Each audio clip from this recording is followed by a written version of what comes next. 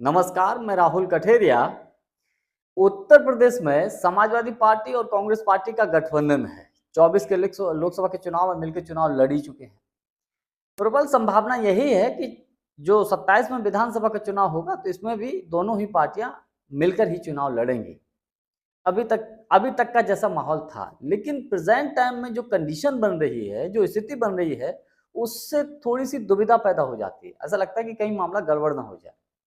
अब देखिए, जब से उत्तर प्रदेश के प्रभारी बने हैं राजेंद्र पाल गौतम जी, तो राजेंद्र पाल गौतम जी बार बार ये बोल रहे हैं कि हम लोग गठबंधन में होंगे। सही बात है, लेकिन जो सीटों का जो बंटवारा होगा वो बराबरी का होगा।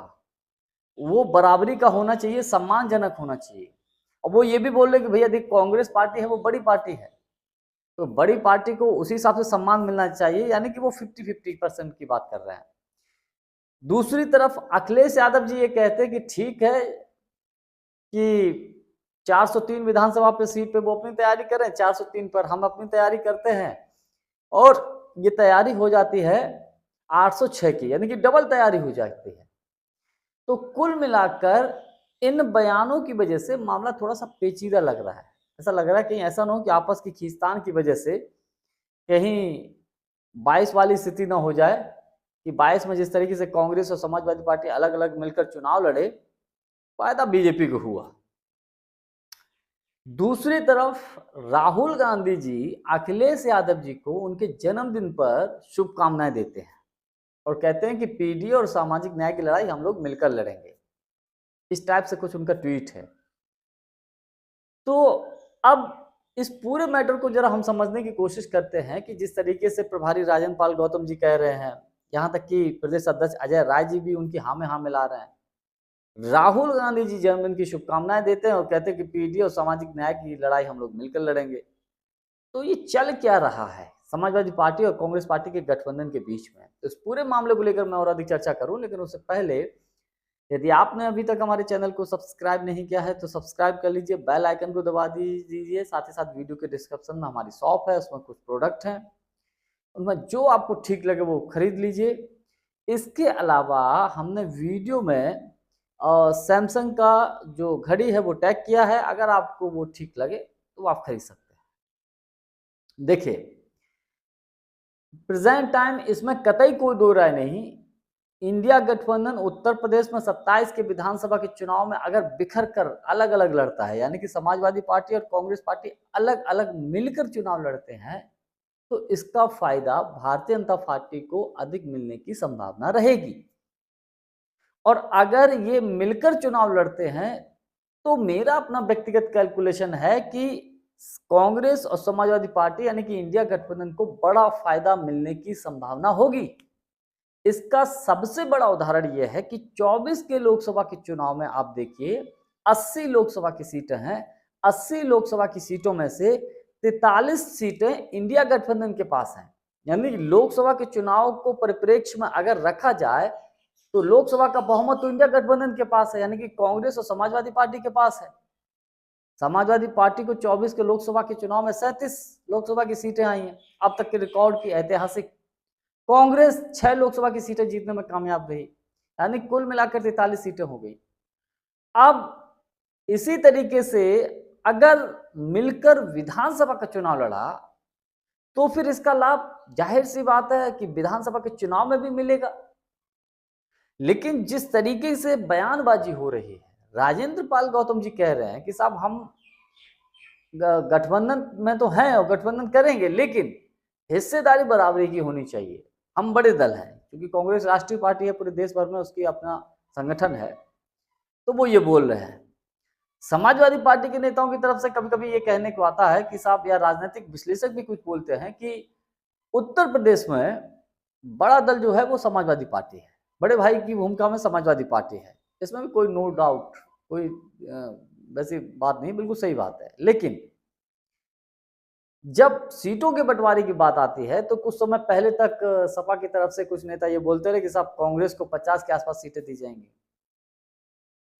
तो इससे कांग्रेस गुट में थोड़ा सा असहज की स्थिति हुई कि ये तो बहुत कम सीट है। या बाद में अखिलेश यादव जी की तरफ से ऐसा कहा गया है कि जिताऊ सीटें हों 75 के आसपास सीटें, 70-75 के आसपास सीटें कांग्रेस को दी जा सकती है, लेकिन वो जिताऊ हों। अखिलेश यादव जी का कहना यह है कि मेन जो उद्देश्य है वो जिताऊ का होना चाहिए, लड़ने का नहीं। तो आप कौन कौन सी सीटें जीत सकते हैं, वो ये बोल रहे हैं।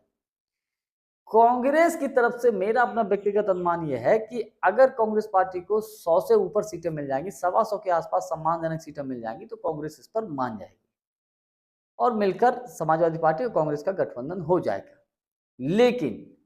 लेकिन अगर समाजवादी पार्टी की तरफ से कांग्रेस को वही सीटें दी गई लगभग 60, 70, 75 के आसपास, तो मुझे लगता है कि ये गठबंधन होना फिर मुश्किल हो जाएगा, बहुत मुश्किल हो जाएगा। एग्जाम्पल के तौर पे आप देखिए बिहार में क्या हुआ, यही खींचतान तो पड़ी रही ना आरजेडी के बीच में और कांग्रेस के बीच में। लास्ट मोमेंट तक इन लोगों ने वहां पर अपने सीटों का बंटवारा ही नहीं हुआ। 2 दिन बाद नामांकन है, तो 2 दिन पहले जो है ये क्लियर हो रहा कि कौन किसको वहां पर किसका प्रत्याशी लड़ेगा। 1 दिन पहले तय हो रहा किसका प्रत्याशी लड़ेगा। कई सीटों पर फ्रेंडली फाइट हुई, यानी कि कांग्रेस का भी प्रत्याशी है, आरजेडी का भी प्रत्याशी है, या उसी सीट पर कांग्रेस का प्रत्याशी है तो लेफ्ट का प्रत्याशी है। ये स्थिति थी। तो ये स्थिति अगर उत्तर प्रदेश में बनी, अगर खींचतान मची रही और लास्ट मोमेंट तक अगर 1 महीने पहले, चुनाव से 1 महीने पहले तक या 15 दिन पहले तक सीटों का बंटवारा ना हो पाया, तो फिर आप यकीन मानिए कि आप लोग जो है भारतीय जनता पार्टी को वॉक ओवर दे रहे हैं। इसका लाभ सीधा सीधा जाहिर सी बात है भारतीय जनता पार्टी को मिलेगा। प्रभारी राजेंद्र पाल गौतम जी ने साफ साफ फिर बोल दिया है कि गठबंधन होगा तो मामला 50-50 का होगा, सम्मानजनक होना चाहिए। अब पेच यहीं पर फंसा हुआ है। तो मेरा मानना यह है कि ये कांग्रेस का एक साइकोलॉजिकल दबाव है समाजवादी पार्टी के ऊपर। कुछ लोग ये बोलते हैं कि देखो समाजवादी पार्टी की 37 सीटें आई, लेकिन कुछ लोग ये भी बोलते हैं कि कांग्रेस गठबंधन में रही तब 37 सीटें आई। अखिलेश यादव जी बिल्कुल चाहेंगे कि कांग्रेस गठबंधन में रहे, वो कतई नहीं चाहते कि कांग्रेस गठबंधन में ना रहे, वो बिल्कुल चाहेंगे कि कांग्रेस गठबंधन में रहे। तभी कांग्रेस पार्टी, इंडिया गठबंधन को, समाजवादी पार्टी को विधानसभा के चुनाव में लाभ मिलेगा। और अगर कांग्रेस पार्टी गठबंधन से हट गई, अगर कांग्रेस पार्टी ने गठबंधन छोड़ दिया या ये गठबंधन टूट गया, तो यकीन मानिए बहुत बड़ा नुकसान समाजवादी पार्टी को हो जाएगा। तो इसका बहुत बड़ा लाभ जो है भारतीय जनता पार्टी को मिल जाएगा। तो मुझे ऐसा लगता है कि अभी एक साइकोलॉजिकल एक दूसरे के ऊपर प्रेशर बनाने की कोशिश है। एट द लास्ट कांग्रेस का शीर्ष नेतृत्व, समाजवादी पार्टी के शीर्ष नेतृत्व यानी अखिलेश यादव जी, सारे लोग मिलकर एक साथ बैठ जाएंगे और ये तय हो जाएगा कि कौन कितनी सीटों पर और कौन कहां लड़ेगा। लगभग कांग्रेस को 100 के ऊपर, 125 के आसपास सीटें मिल जाएंगी तो कांग्रेस मान जाएगी, यानी कि एट द लास्ट सब कुछ ठीक ठाक हो जाएगा। जानकारी हमारी आपको कैसी लगी कमेंट्स करके हमको जरूर बताइएगा। बहुत बहुत धन्यवाद। नमस्कार।